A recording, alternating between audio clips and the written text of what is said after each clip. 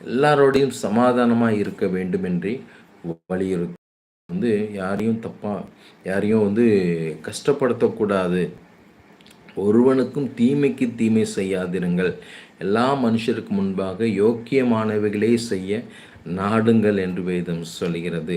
பிரியமானவர்கள், பழி வாங்குதல் எனக்குரியது, நானே பதில் செய்வேன் என்று கர்த்தர் சொல்கிறார் என்று எழுதியிருக்கிறபடியால் நீங்கள் பழி வாங்காமல் கோபாக்னைக்கு இடம் சத்துரு பசியாக இருந்தால் அவனுக்கு போஜனம் கொடுங்கள் என்று வேதம் சொல்கிறது. ஆம் தெய்வ பிள்ளைகளை, பகை இதெல்லாம் விட்டுருங்க, கோபத்தெல்லாம் விட்டுருங்க, சண்டையெல்லாம் விட்டுருங்க, தேவையில்லாத வைராக்கியம் விரோதங்களை விட்டுருங்க.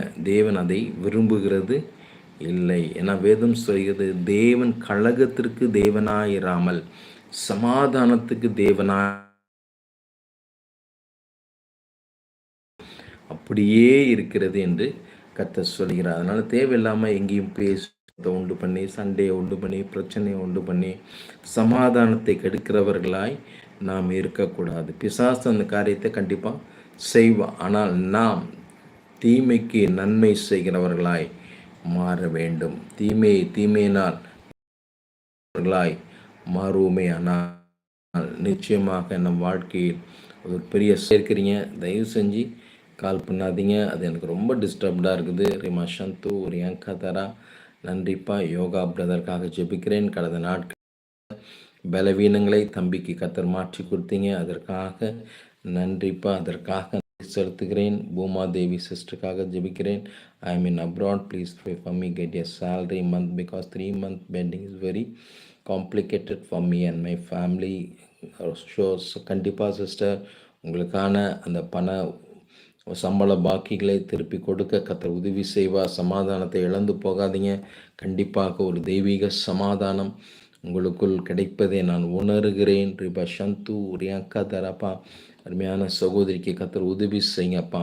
ஒருவேளை ஃபோனில் பேசுகிற மொபைல் ப்ரேயர் ரெக்வஸ்ட் அனுப்புகிறவங்க நீங்கள் நேரடியாக என்னிடம் கூப்பிட்டு ஆலோசனைகளை பெற்றுக்கொள்ளலாம்.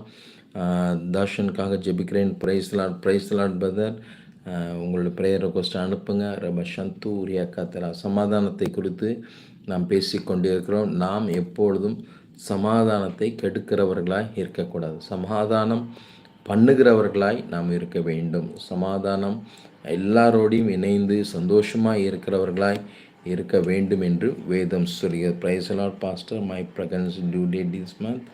கண்டிப்பாக சிஸ்டர், ஐ பிளஸ் யூ. உங்களை இயேசுவின் நாமத்தினாலே பிளஸ்ஸியை நான் ஆசீர்வதிக்கிறேன். ரிபஷந்து உரிய கதை. சமாதானத்தோடு இருங்க, எந்த பிரச்சனையும் வராது, எந்த குழப்பமும் வராது. சமாதானமாய் உங்களுக்கு ஒரு நல்ல குழந்தையை தேவன் கொடுப்பேன் என்று வாக்கு பண்ணுகிறார். அமேன். ரிபஷந்து ரியாங்கா தர. உணர முடியுதா சிஸ்டர்? பிளஸ்ஸிங் உங்களால் இந்த அபிஷேகத்தை உணர முடியுதா? இந்த பிளஸ்ஸிங்ஸை உணர முடியுதா? இஃப் எஸ் அப்படின்னா just you put amen. You just write amen. ரிமா சந்தா ரியாக்கா தரா ரிபா ரபூதி ரியாந்தர சந்தா ரியாக்கா தரா ஷத ரியாக்கா தரா. நான் இயேசுவின் நாமத்தினாலே உங்களை ஆசீர்வதிக்கிறேன்மா. கர்த்தர் உங்களை ஆசீர்வதிப்பார், அபரிதமாக ஆசீர்வார். எந்த பயமும் கலக்கமோ திகளும் உங்களை மேற்கொள்ளாது என்று கர்த்தர் சொல்வதற்காக நான் கர்த்தரை ஸ்தோத்தரிக்கிறேன். ஆமென்.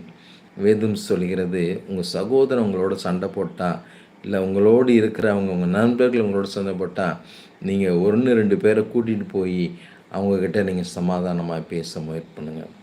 அப்பொழுது நிச்சயமாக, ஏன்னா சமாதானம் உடனே சண்டை, உடனே பிரச்சனை, உடனே பிரிவினை. இன்றைக்கி குடும்பத்துக்குள்ளே ஏன் சமாதான குறைவுனா, யாரும் ஒருத்தருக்கு ஒருத்தர் விட்டு கொடுத்து வாழ்கிறதில்ல, ஒருத்தருக்கு ஒருத்தர் அன்பாக வாழ்கிறதில்ல, ஒருத்தருக்கு ஒருத்தர் கரிசனையாக பேசுகிறதில்ல. ஒரு நீயா நானா என்ற அளவுக்கு இன்றைக்கி கணவன் மனைவிக்குள்ளார பிரச்சனைகள். ரிபா சந்தி ரியாக்கா தரா. நன்றிப்பா.